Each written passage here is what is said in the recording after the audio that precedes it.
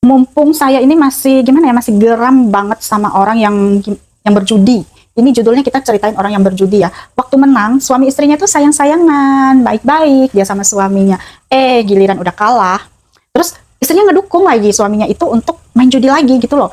Maksudnya tuh gimana ya, kalau prinsip saya mending nggak usah menang gitu. Maksudnya nggak usah, pokoknya saya nggak mau makan uang itu, lebih baik cari kerjaan lain, nggak duduk di tempat judi itu, carilah kerjaan lain, walaupun kerjaannya gajinya kecil, nggak apa-apa kita makan gaji kecil daripada berjudi itu. Ya iya, kalau kali ini menang, kalau nantinya kalah bisa sampai apa yang kita punya, rumah, kendaraan bisa hilang semuanya. Jangan sampai kita tuh kayak gimana ya, kok saya kesannya tuh sama orang yang berjudi itu tuh kayak mereka itu malas, pemalas, nggak bersyukur.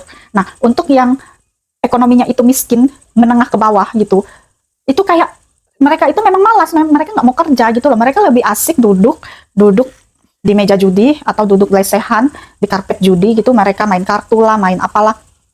Intinya mereka ngerasa, oh saya bisa menang nih dengan modal uang segini, saya bisa menang dengan modal uang 50.000, 20.000, saya bisa menang. Di pikirannya tuh kayak gitu, tapi kenyataannya tuh enggak.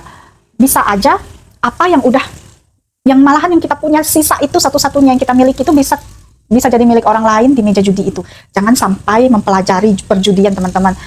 Ibu saya, mama saya itu dari kami kecil, dia tuh selalu bilang, jangan sampai kalian itu punya lingkungan itu yang berjudi. Dia bilang kayak gitu. Karena mama saya trauma sama gaya papa saya. Tapi untung papa saya itu nggak KDRT. Nah, ada satu keluarga itu yang lucu banget. Waktu menang, hahaha, dia senyum-senyum lewat depan lanting kami. Sekalinya udah kalah, dia sama suaminya main cekik-cekik, main tampar-tampar, terus bikin onar. Maksudnya jadi mereka itu kayak bikin onar di kampung gitu loh. Kayak semua orang tuh tahu gitu. Gara-gara kalah judi, mereka itu jadi KDRT, jadi main tangan. Kan nggak bagus ya kayak gitu ya teman-teman. Gimana ya? Amit-amit gitu loh. Jangan sampai lah. Karena indis ekonomi kita itu susah. Penghasilan kita tuh tetap. Tapi pengeluaran kita itu kayak, kita tuh banyak keinginan, banyak juga yang kita ingin beli.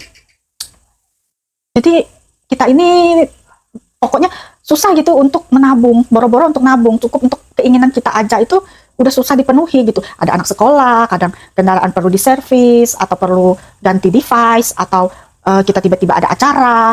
Kita ke undangan itu nggak bisa dong bawa amplop kosong, gila kali. Saya sih terus terang saya nggak pernah ngisi amplop kosong ya di undangannya. Tapi nggak tahu saya kalau orang lain yang punya pemikiran kayak gitu, kita undangan itu perlu, undangan aja kita diundang makan tuh sebenarnya orang undang kita makan kan, itu aja kita perlu kita perlu kembalikan gitu loh ke mereka. Apalagi kita ini hidup sementara di dunia ini, mati aja perlu biaya teman-teman. Nggak mungkin kita mati gitu aja. Kita tuh ninggalin beban buat orang yang masih hidup. Kita ninggalin beban beli tanah kuburan, beli peti, terus bikin kuburan kita. Kecuali kalau dibakar pun ada biayanya. Kan? Coba deh kalian pikir, jangan sampai kita tuh ngerepotin orang. Saya paling benci sama penjudi, bener-bener saya tuh benci, saya tuh trauma, ada trauma, benci banget saya pokoknya.